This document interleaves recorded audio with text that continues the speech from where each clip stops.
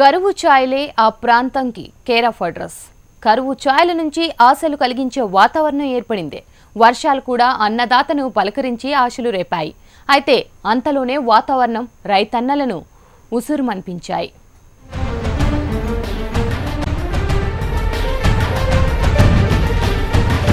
అనంతపురం జిల్లా రైతులు ఆశ నిరాశల మధ్య కొట్టుమిట్టాడుతున్నారు. ఆశలు కల్పించిన వరుణుడు తరువాత ముఖం చాటేశాడు. వరుణదేవుడు కరుణించి ఆకాశం మేఘావృతం కాగానే వాయుదేవుడు ప్రతాపం చూపిస్తున్నాడు. గాలి వేగానికి మేఘాలు తట్టుకోలేక పలాయనం చిత్తగిస్తున్నాయి. దీంతో రైతులు ఆందోళనకు గురవుతున్నారు. సహజంగా అన్ని ప్రాంతాల్లో వేసవికాలం, చలికాలం, వర్షాకాలం 3 కాలాలు సమానంగా ఉంటాయి.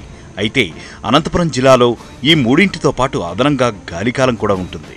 ఇత్తనం రెడీగా పెట్టుకున్నాము, సేద్యాలు చేసి పెట్టుకున్నాము. కార్తీ నడుకొనింది, ఆరతల కార్తీ వర్షం ఇంకా రానేలేదు. ఫస్ట్ కూడా ఆటికే వచ్చింది. ఏదో సేద్యాలు ఒట్టి సేద్యాలు చేసి పెట్టుకున్నాం సార్. ఎకరాకి 26,000 అన్నారు సార్.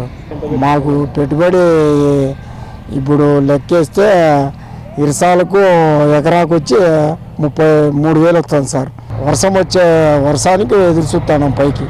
అనంతపురం జిల్లాలో రుతుపవనాలు సకాలంలో ప్రవేశించడంతో ప్రారంభంలో కొన్ని ప్రాంతాల్లో భారీగా వర్షం కురిసింది.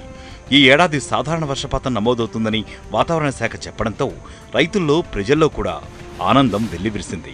ఖరీఫ్ సాగు బాగా సాగుతుందన్న రైతుల ఆశలపై వాయువేగంతో వీస్తున్న పడమటి గాలులు నిరుత్సాహానికి గురిచేస్తున్నాయి. సుమారు 16 నుండి 20 కిలోమీటర్ల వేగంతో వీస్తున్న ఈ గాలులతో మేఘాలు వర్షించక రైతన్నను నిరాశకు గురిచేస్తున్నాయి. రోజు రోజుకి గాలి వేగం మరింత పెరుగుతోంది తప్ప తగ్గడం లేదు.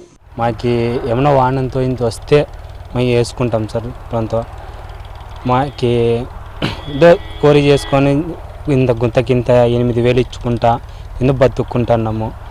దాన్ని మాకెంతో ఇంత వస్తుంది అని మేము వేసుకుంటున్నాం సార్. ఇంకా వాన పడలేదు, నిరుడు ఏళ్ళకి వేసేసింటిమి శనిక్కాయి. కానీ ఇంకా ఈ తూరు వేయలేదు. మేము ఏందో వేస్తాము, చేద్దాలని చేసి పెట్టుకొని ఉన్నాము. కానీ ఇప్పటికీ ఇంకా వాన రాకుండా వల్ల చేద్దలోటి చేసుకొని ఉన్నాము. వాన వస్తే వేయాలని చూస్తున్నాం. ఇప్పటిదాకా జిల్లాలో కేవలం 3% మాత్రమే పంట సాగైంది. సాగుకు అనుకూలమైన కార్తెలు దాటిపోవడంతో జిల్లా రైతాంగం తీవ్ర ఆందోళనకు గురవుతోంది.